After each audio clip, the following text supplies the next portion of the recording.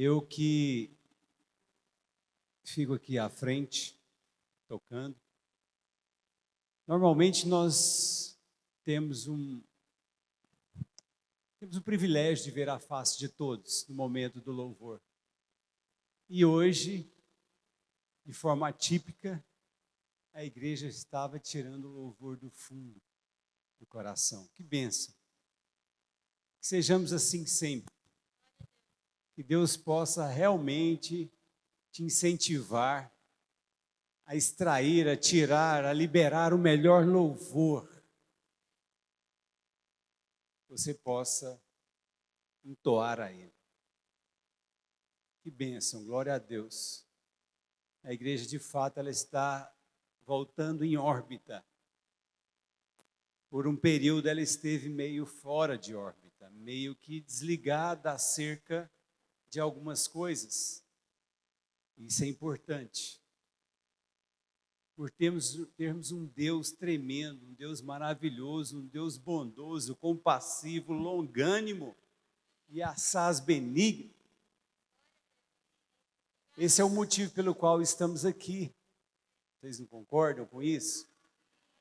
Nós não teríamos como tirar o fôlego para estarmos adorando a Ele se não fosse por Ele mesmo. Eu fico feliz. Glória a Deus por isso. Gostaria que vocês abrissem as Bíblias de vocês em Marcos capítulo 8. Marcos capítulo 8, versículo 27. Temos diante de nós algo que traz o discípulo de Cristo a uma consciência fora do comum acerca de Deus, acerca das coisas de Deus, acerca de quem é Jesus. Todo cristão precisa, com todas as veras da sua alma, de entender quem é Jesus para você. Esse Deus, Criador dos céus e da terra, Ele não é pouca coisa. Ele é somente tudo. Ele é um Deus poderoso. Que a igreja possa entender isso, e para que eu viva isto, eu preciso negar a mim mesmo. Nosso foco será no versículo 34, um pouco antes, no contexto antecedente, é só para nós nos sintonizarmos de fato a partir do versículo 34. Negando a si mesmo, esse é o nosso tema. Renunciar-me por amor a Cristo. Eu preciso me renunciar de muitas coisas que ao longo da minha história vai querendo me acometer, vai querendo me aprisionar, vai querendo me travar, vai querendo fazer com que eu me sinta ofuscado, com um olhar realmente ofuscado acerca da vida. E não é isso que Jesus quer. Não é esta forma de olhar a vida, a existência que Jesus quer que olhemos. Quer que olhemos de forma clara, limpa, de forma transcendente. Eu entendo que, meus irmãos, a presença de Deus é a coisa mais importante na vida do cristão. É a coisa mais importante na nossa existência. De forma introdutoriamente falando, eu faço uma pergunta a vocês. Você tem sentido a presença de Deus? Você tem buscado a presença de Deus? Você tem entendido a presença de Deus? O que é presença de Deus para você? Ou você tem negligenciado a presença de Deus? Ou trocado a presença de Deus por outras coisas? Coisas que não são. trocamos às vezes pela que são, pelo que é. Trocamos. Ah, mas como? Não, de forma deliberada, de forma talvez involuntária ou voluntariamente. Optamos em não atentarmos ou em trocarmos a presença de Deus. Esse texto nos traz ao cerne do Evangelho, a uma consciência ímpar. Vamos ao texto? 27, Marcos 8, capítulo 27, diz o seguinte: então Jesus e os seus discípulos partiram para as aldeias de Cesareia de Filipe, e no caminho perguntou-lhes: quem dizem os homens que eu sou? Os homens. Aquelas pessoas da fachada. Aquelas pessoas que buscam Jesus de longe. Ou aquelas pessoas que não entenderam, ou até mesmo entenderam, mas não querem. Ou aqueles que estão no mundo e ainda não tiveram a oportunidade ou privilégio de conhecê-lo. Quem dizem os homens que eu sou? Lembrando que muitos seguiam Jesus. De forma contextualizadamente falando, muitos seguiam, mas poucos permaneciam. Isso é muito interessante, muito importante. Muitos queriam o alimento sólido. Aquele alimento que serve para mim entre o berço e a sepultura,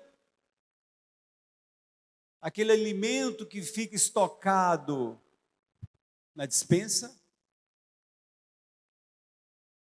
esse alimento. Mas quem dizem os homens que eu sou? E responderam: João Batista. Mas por que João Batista? Outro, Elias. Por que o representante dos profetas? Alguns, e outro Elias, mas outros, alguns dos profetas. Então lhes perguntou: mas vós, quem dizeis que eu sou? Respondendo, Pedro lhe disse: tu és o Cristo. Tu és o Cristo.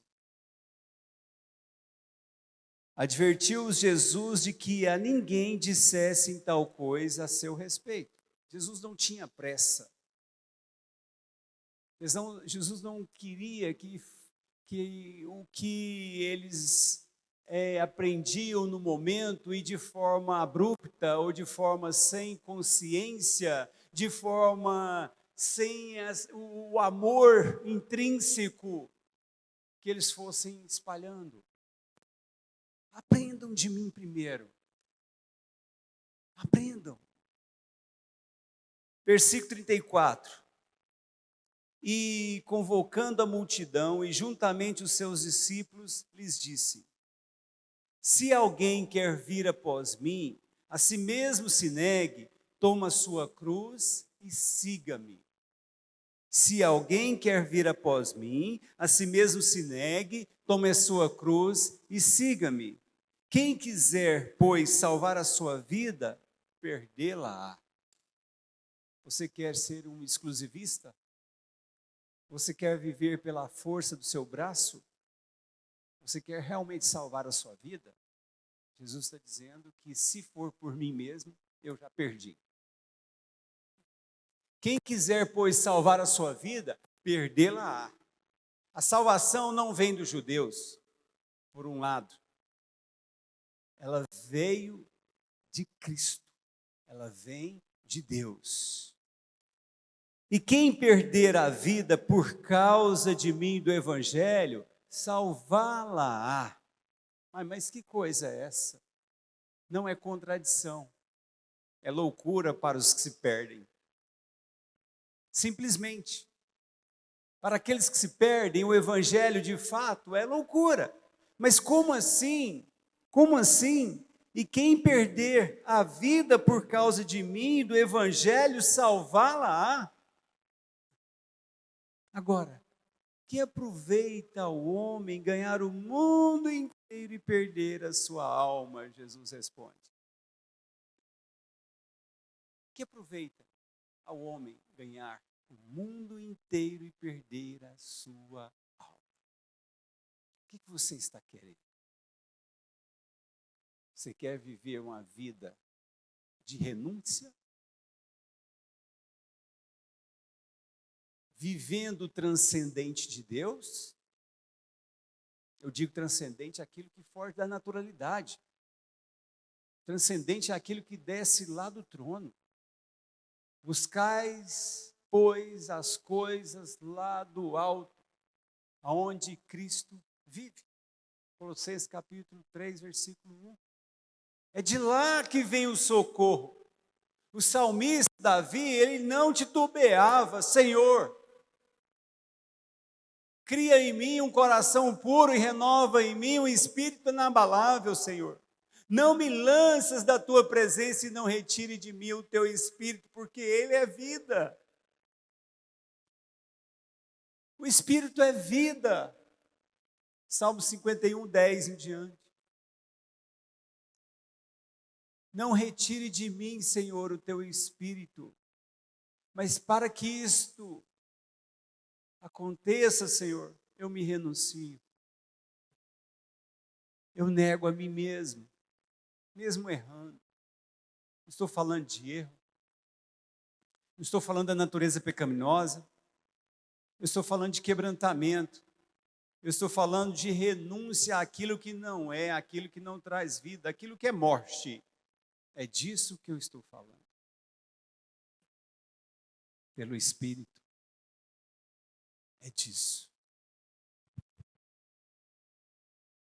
Repetir o 36. Que proveita ao homem ganhar o mundo inteiro e perder a sua alma? Que daria um homem em troca da sua alma? Ou da sua vida? É a mesma coisa no grego? Porque qualquer que nesta geração adúltera e pecadora se envergonhar de mim, das minhas palavras, também o Filho do Homem se envergonhará dele quando vier na glória de seu Pai com os seus santos anjos. Ah, mas eu não tenho certeza que Jesus virá ou voltará. Qual é a certeza que eu teria que ter? Meu irmão, a única coisa que eu posso dizer é que a certeza de que Jesus voltará é porque ele veio a primeira vez. Ele prometeu e veio, cumpriu. Então não há dúvida, não há variação. Deus diz que nele não há nem sombra de variação, de nada. Ele é um Deus que não pode mentir. Ele não é filho do homem para que se arrependa. Ele não é filho do homem para que minta e nem que se arrependa. E versículo 9, capítulo 9, aliás, versículo 1. Dizia-lhes ainda, em verdade vos afirmo, que dos que aqui se encontram, alguns há que de maneira nenhuma passarão pela morte até que vejam ter chegado com poder o reino de Deus. Aqueles que eram contemporâneos a Jesus, a cruz do Calvário e posteriormente, 50 dias após, o reino de Deus seria estabelecido de forma escancarada, com sinais visíveis. O Pentecostes trouxe isso. O Espírito Santo habitando dentro de mim e no meio de nós. Vamos lá para Mateus capítulo 14, versículo 25 e 27. Mateus capítulo 14, versículo 25 ao 27.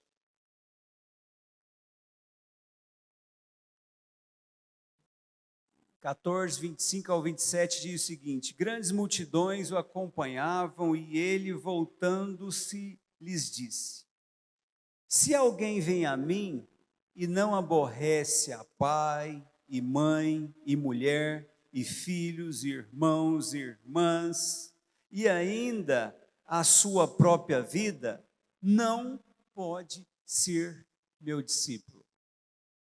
Aqui nós temos um texto sob a perspectiva de Mateus, um contemporâneo de Jesus, inclusive um daqueles que foram chamados para ser discípulos de Cristo.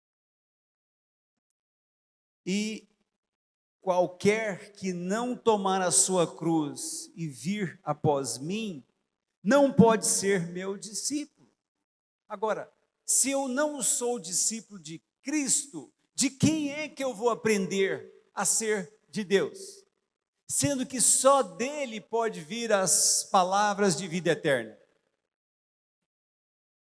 Então, se eu não renunciar, se eu não aborrecer a pai, a mãe, e mulher, e filhos, e irmãos, e irmãs, e ainda a minha própria vida, para que eu sirvo?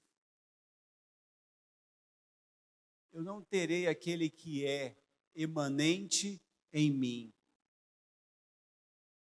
É muito sério. Isso não é brincadeira. Nós estamos falando aqui de vida eterna. Não de algo ligado somente a espaço-tempo. Nós estamos falando de algo que vai redundar para mim e para você por toda a eternidade. E ele continua: pois, qual de vós, 28, pretendendo construir uma torre, não se assenta primeiro para calcular a despesa e verificar se tem os meios para concluir? Para não suceder que, tendo lançado os alicerces e não a podendo acabar, todos os que a virem zombarem dele, dizendo: este homem começou a construir, não pôde acabar. E qual é o rei que, indo para combater outro rei, não se assenta primeiro para calcular se com 10.000 poderá enfrentar o que vem contra ele com 20.000? Caso contrário, estando outro ainda longe, envia-lhe uma embaixada, pedindo condições de paz. Assim, versículo 33, assim, pois, todo aquele que dentre vós não renuncia a tudo quanto tem, não pode ser meu discípulo. Cada um deve considerar o que Jesus espera dos seus seguidores. Primeiro, antes de construir uma torre, calcula. Antes de ir para o combate, calcule também quantos soldados ou quantos homens você tem. Agora, antes de ser discípulo, ou seja, o ser discípulo precede o entendimento claro acerca daquele a quem Jesus é, ou que ele espera de mim.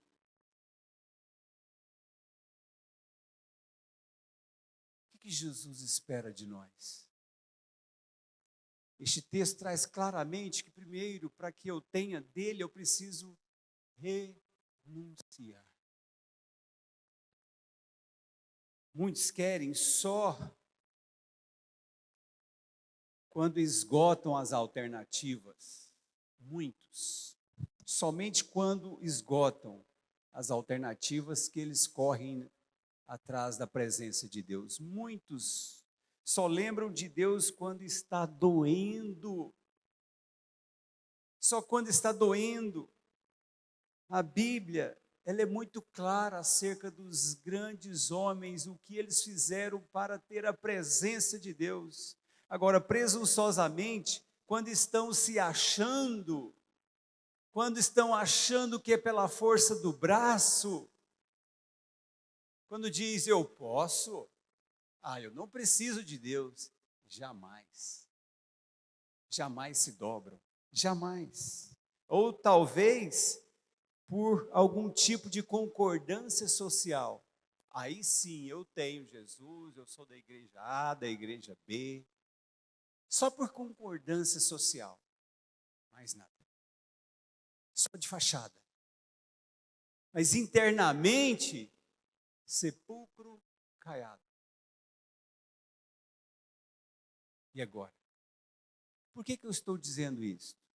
Por quê? Porque Deus visita cada ser no seu âmago,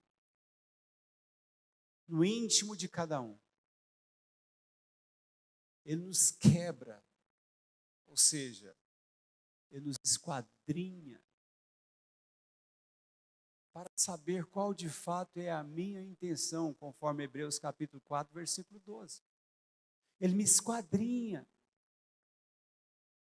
para conhecer, embora Ele já sabe antecipadamente, qual é a intenção do meu coração e para que eu possa também me conhecer, quem eu sou de fato na presença de Deus. Se eu sou um falastrão, se eu sou um enganador, se eu sou um daqueles que só quer barganhar com Deus, enfim. O que eu quero dizer para você é que a presença de Deus, ela é diferente. A Bíblia reflete a presença de Deus de forma diferente. Aqueles que buscaram a presença de Deus, normalmente eles estiveram na dor, no embate, no sofrimento, nos vales, nos montes. E agora? Só de holiday? Não dá. Numa praia, com a mulher bonita, eu nunca vi alguém falar que estava sentindo a presença de Deus. Eu nunca vi. E a minha referência nessa linha do tempo é a palavra. Ela não diz. Não estou falando que uma praia é ruim, pelo contrário. Não estou falando que estar com a mulher bonita na praia é errado. Graças a Deus eu tenho esse privilégio. Mas não é disso. Mas não é disso que a palavra de Deus está falando. Está falando o seguinte, como exemplo.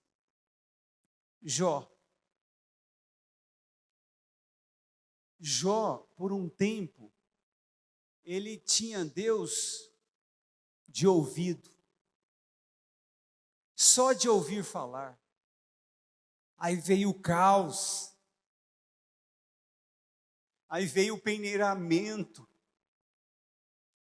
aí veio o aperto, as doenças, as perdas, aí veio a assolação, a ponto dele ficar em cima dos monturos da sua existência. Capítulo 38 de Jó, lá diz exatamente que Jó, por ter passado por um vale da sombra da morte, terrível, ele diz, primeiro o Senhor diz, quem é esse que encobre o conselho? Quem é esse?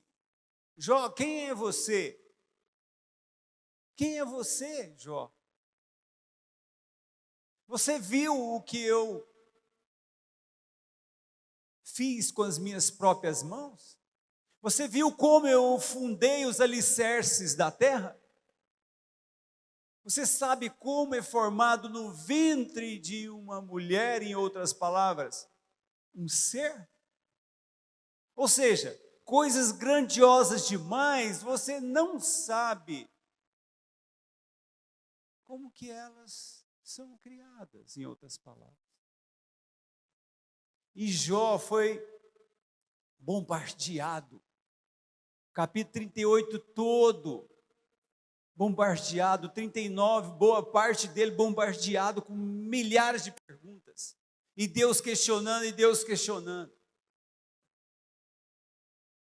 No capítulo 42 ele diz: eu sei que tudo pode. Eu sei que o Senhor é aquele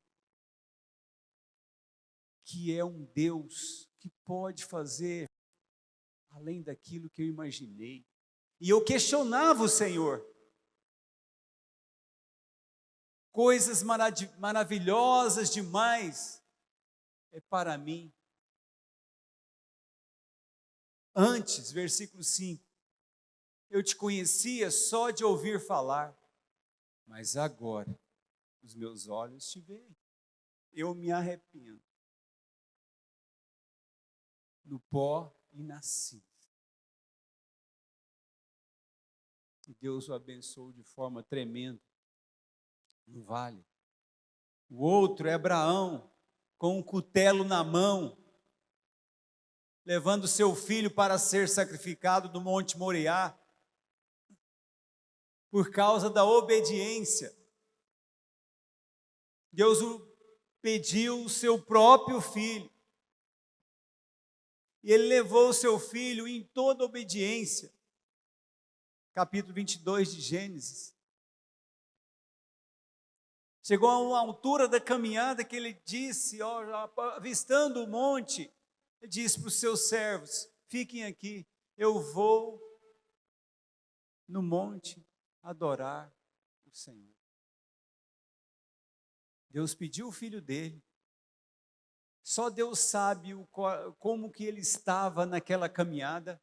Só Deus sabia como ele estava, como que ele caminhava, sabendo que teria que entregar o seu filho em sacrifício. Além de tudo, ele levou o cutelo e lenha para acender o holocausto. E no ápice da sua obediência, testado ao extremo, ao levantar o cutelo, Deus disse, através do anjo: Abraão, não ponhas as mãos sobre o seu filho. Que alívio. Antes, por causa de sua obediência, você tendo que ser provado, testado e aprovado, realmente você foi aprovado.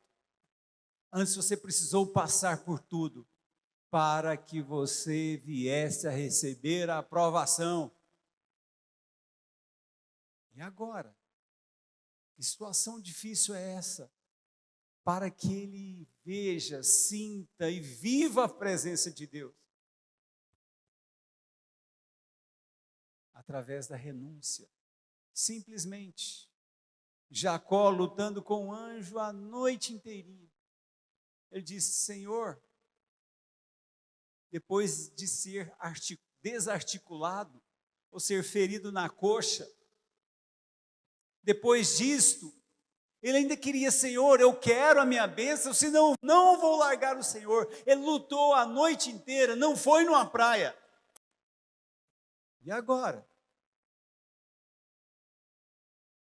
Não soltou, enquanto não recebeu. E de Jacó passou a ser chamado Israel, príncipe de Deus. Quem recebe a presença de Deus, de trapaceiro, de mundano, de milhares de coisas ou de adjetivos ligados ao mundo, que éramos chamados, isso tudo fica para trás. Deus muda a nossa história. E de uma situação, a partir dali viveremos outro mundo, outra vida. Só que é uma vida com Deus e passamos a ser chamados príncipes de Deus. É assim. Não é diferente. Davi enfrentando Golias. Olha só, é uma atrás da outra. Eu posso ficar aqui a noite inteira citando exemplo. Preparou a sua funda. Mas espera aí. Ele já era um cara experimentado, treinado na luta, na lida, no apacentamento e ali o tempo todo. Não foi sopinha com mel. Foi na luta, foi no sol a sol. E quando ele foi chamado por Deus, ele estava pronto. Ele estava pronto. Quem é esse incircunciso filisteu? Quem é esse que afronta o Deus vivo? Chega, ponto final. Eu vou com ele contra ele em nome do Senhor. Ele vem com espada e com lança, mas eu em nome do Senhor. E ele experimentou o poder de Deus naquele momento. É isto que eu estou dizendo. Eu preciso me renunciar. Eu preciso da renúncia. Preciso negar a mim mesmo para que eu possa ganhar aquilo que é mais importante na face da terra. Muitos julgam muitas coisas importantes. Tudo bem, só coloque na ordem certa. O mais importante é a presença de Deus. E a renúncia precede a presença.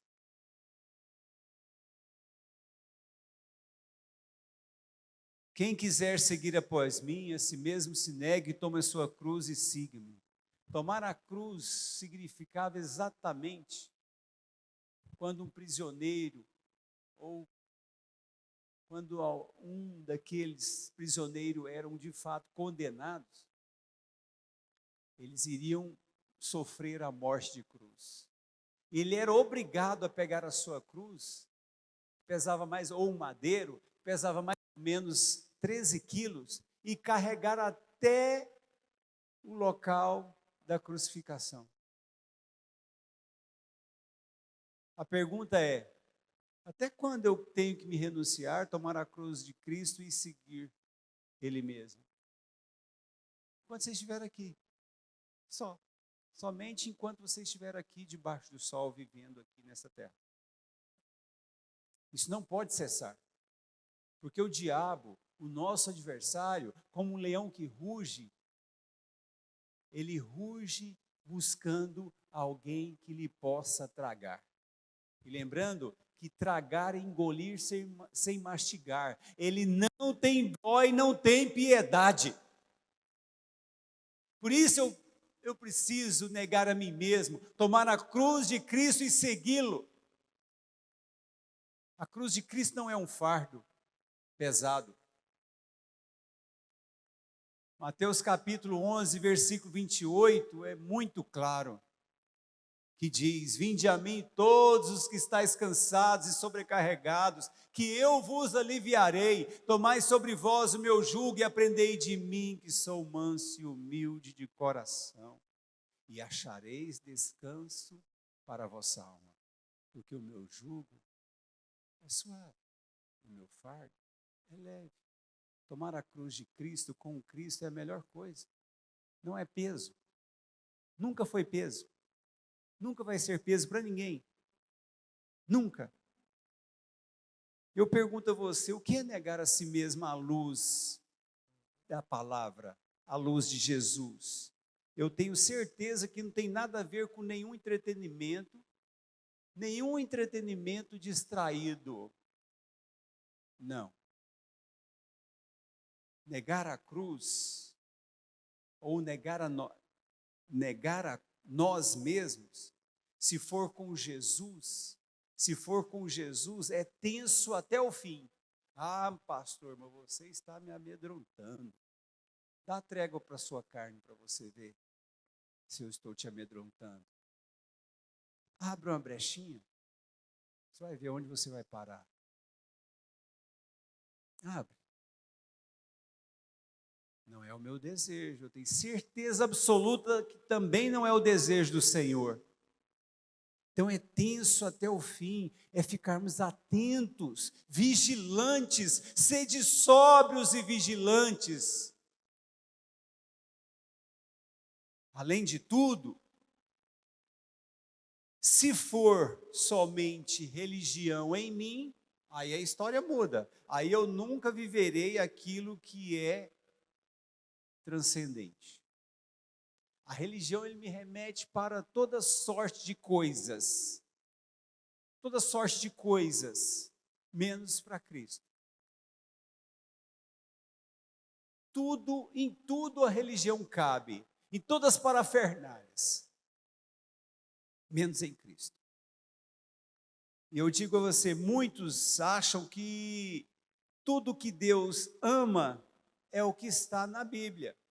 Muitos acham isso e não entendem que é o que Jesus ensina e que o que é guardado no coração.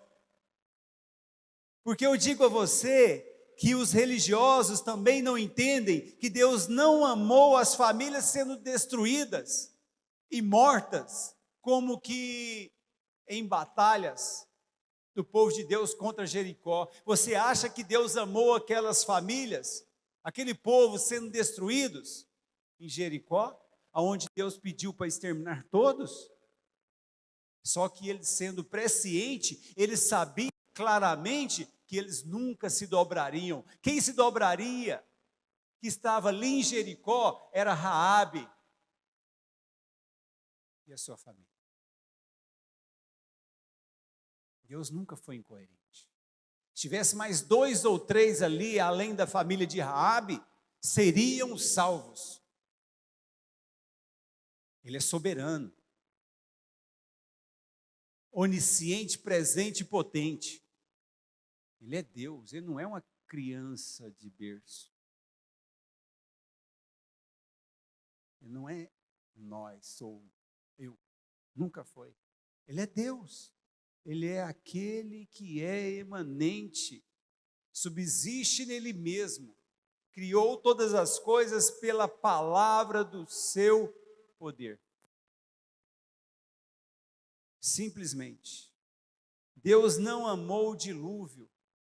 Muitos não conseguem enxergar, ao ler o texto, a dor no coração de Deus, ao pedir para encerrar aquela geração pré-diluviana. Deus não amou isso. Isso não vai se repetir.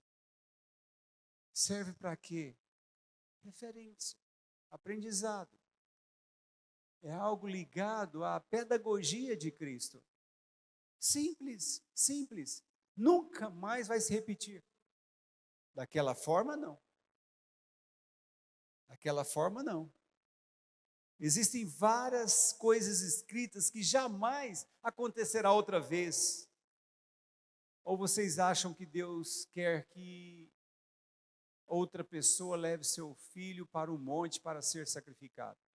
Isso teve efeito na vida de Abraão. Era para aqueles dias, para aquele momento.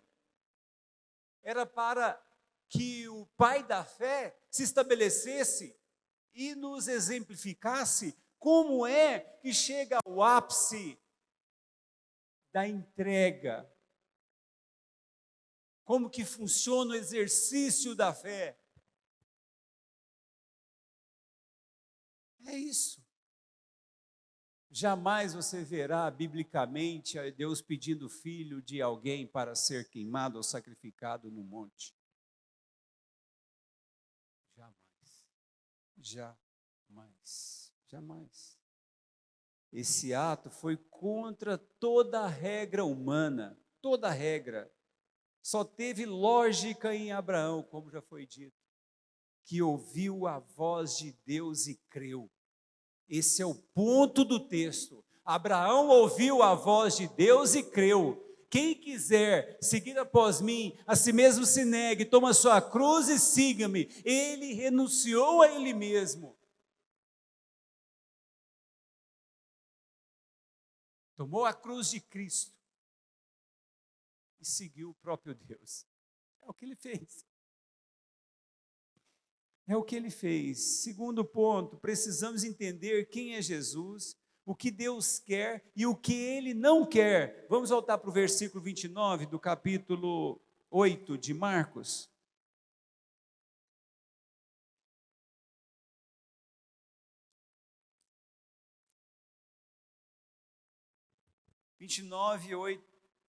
capítulo 8, versículo 29, diz o seguinte: então lhes perguntou, mas vós, quem dizeis que eu sou?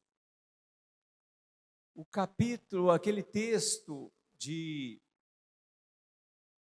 esse texto aqui, esse mesmo texto em Mateus diz que Pedro respondendo, tu és o Cristo. Jesus acrescenta, não foi carne e nem sangue que te revelou, mas o Espírito. Quem é Jesus? O que ele quer? E o que ele não quer? Em Jesus eu sei o que Deus quer. Jesus, ele é a chave interpretativa da vida. Ele é a chave hermenêutica da vida. Se eu quiser olhar para alguém, a primeira coisa que eu tenho que fazer, se eu quiser olhar de forma saudável, a primeira coisa é renunciar a mim mesmo, senão eu só vou enxergar defeitos. Eu vou confundir, muitas vezes, eu mesmo na outra pessoa. Às vezes eu julgo o próximo de acordo com os meus conceitos, de acordo com aquilo que eu fui formando, de acordo com a religião. E a religião não ensina nada mais, nada menos do que conceitos daquilo que meu pai ensinou, meu vizinho, a história paralela ligada à religião. Eu vou fazendo uma salada, eu vou trazendo tudo isso para a minha vida e eu formo meu ponto de vista completamente deturpado e eu começo a julgar as pessoas, enfim. E Cristo jamais estará nisso. Jamais. Então, eu preciso conhecer Jesus. E Jesus é quem de fato me tirará de tudo isso. Para que isso aconteça, eu preciso renunciar a mim mesmo. Eu preciso negar a mim mesmo. Em Hebreus temos também algo ligado à caducidade da letra. Aquilo que Jesus cumpriu foi cumprido, teve o seu efeito, ou os seus efeitos na história. Aquilo que é evangelho, Jesus quer que eu pratico. E eu vou praticar o evangelho de forma correta, renunciando a mim mesmo. Negar a mim mesmo, negar a si mesmo é olhar como Jesus olhou para o pobre, para o publicano. Como Jesus olhou para o pobre, aquele publicano e o fariseu. O publicano, ele teve compaixão daquele que estava arrebentado, aquele que foi todo esbofeteado por salteadores e largado à beira do caminho. O publicano, ele atendeu a expectativa daquilo que Jesus gostaria que todos atendessem quando nós vemos alguém necessitado. Não como o fariseu que passou de largo. Mesmo assim, Jesus teve um bom olhar para o fariseu. É olhar como ele olha para o rico arrogante. É olhar como ele olha para o endemoniado, marginalizado. Como ele olhou para o endemoniado de Gadara, que morava num cemitério. Todos corriam dele, menos Jesus. Isso é negar nós mesmos. É tratar o leproso, do qual todos fogem. Quê? Não. Alguns pegaram Covid. Se foi marido, a esposa correu. Se foi a esposa, o marido correu. Eu tive um exemplo aqui que eu achei até maravilhoso. Eu vou contar, não pedi permissão, mas o doutor Adriano que me desculpe. Ele disse, minha esposa pegou Covid, e ele falou mais ou menos isso, a ideia é essa. Você acha que eu não ia pegar Covid com ela? Você acha que eu ia isolá-la, em outras palavras? De jeito nenhum. Ou ama ou não ama. Lá em casa foi desta forma também. Ou ama ou não ama. Cara, como assim? Tá certo que, guardado as devidas proporções, temos que tomar cuidado. Isso é um fato. Mas como? Estou com a pessoa 24 horas praticamente. E é a mesma ideia. Jesus, ele não fugiu do leproso, pelo contrário, ele chegou, peraí, e aí? O que aconteceu? Beleza, está curado, vai, toma seu leite e anda. Peraí, mas cuidado, não peques, mas para que não te suceda coisa pior. Se Deus tiver que levar, Ele leva. O dia nosso foram todos escritos, sem exceção. Hora, dias, horas, minutos e segundos. Eu não posso acrescentar um côvado na minha existência. Segundo Mateus capítulo 6, do versículo 25 ao 33, você vai ver exatamente isso, que eu não posso acrescentar nada. É olhar como ele olhou e tratou a prostituta, onde todos queriam apedrejá-la. O que Jesus fez? Não, peraí, minha filha, vem cá. Quem não tiver pecado, que atire a primeira pedra. E aí?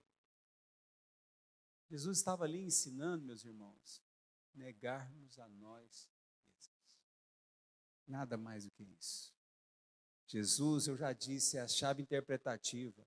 Leia Jesus. Leia a vida sob os olhares de Jesus, não da religião. Leia. Desta forma eu aprendo que Davi me inspira como homem que errou e na sua relatividade andou com Deus. Nós somos seres relativos, mas precisamos nos negarmos e andarmos com Deus. Não é diferente disso. Além disso, eu aprendo com Moisés que na limitação dos seus dias, ele teve fé. Ele teve fé. Creu, renunciou a ele mesmo, obedecendo-o. Além disso, eu aprendo que só em Jesus, que é o único que pode perdoar pecado, eu aprendo que com ele eu posso ensinar a perdoar pecado através dele mesmo. Eu aprendo tudo isso. Tudo isso. Eu aprendo que Deus tece a consciência humana para que eu possa entender de fato quem eu sou. Quem eu sou? Qual é o propósito de Deus na minha vida?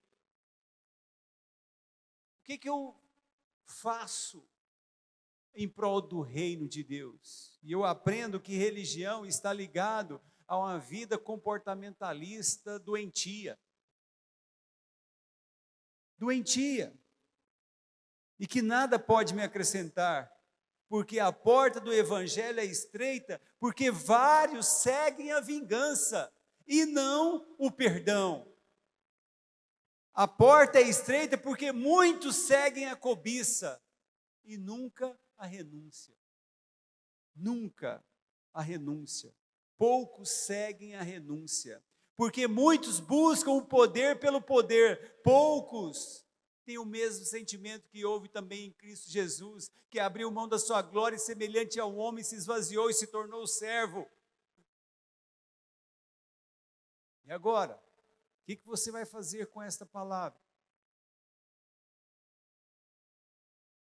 Você está contente com Jesus, como diz a Mora Mai, como ela disse ontem no culto? Você está contente com Jesus? Agora, e Jesus está contente com você? Achei boa essa pergunta. Jesus está contente com você? Eu vejo que Jesus só estaria contente comigo se eu estivesse negando a mim mesmo. Cada um se autoavalie. Porque muitos querem juntar aqui tesouros. Muitos esquecem também que as traças e a ferrugem corroem, consomem. A porta é estreita porque todo mundo quer o que não é evangelho, e sim o que é contrafluxo, o que é curso deste mundo. Por isso que a porta é estreita, porque muitos querem o contrário. E se fosse o contrário, eu não acharia difícil caminhar pelo caminho estreito, entrar pela porta estreita. É um fato, meus irmãos, só lamento falar a verdade para vocês. Não tem outra forma de pregar o evangelho. Então a dinâmica é fazer a escolha pelo evangelho, entrar pela porta estreita, seguir pelo caminho, negando a mim mesmo, carregando a cruz de Cristo. Esta é a dinâmica da vida. E eu concluo dizendo para você que, como eu faria isso? Como? Amando a Deus sobre todas as coisas, amando o próximo como a mim mesmo. Além de tudo, guardar o coração dos enganos da vida, guardar o coração dos enganos do mundo, da pressão do mundo, da imposição do mundo, da imposição da mídia, das imposições. Não tem outra forma de negar a mim mesmo, não tem outra forma de tomar a cruz e seguir Jesus. Lembrando que Jesus, Ele sabe de todas as coisas, conhece as suas debilidades. Lembrando também que a porta é Jesus. A porta é Jesus e não a doutrina. Às vezes eu penso que é uma doutrina negativa. A porta é Jesus. É nele que eu tenho que andar. É por ele que eu tenho que entrar. É no Espírito que eu tenho que estar. Não é diferente disto, não é. Eu ando nele, eu ando no amor dele, eu sou dele, sou o invólucro da graça, que me envolve é ele, a graça é ele. Vamos orar? Gostaria que vocês ficassem de pé, por favor.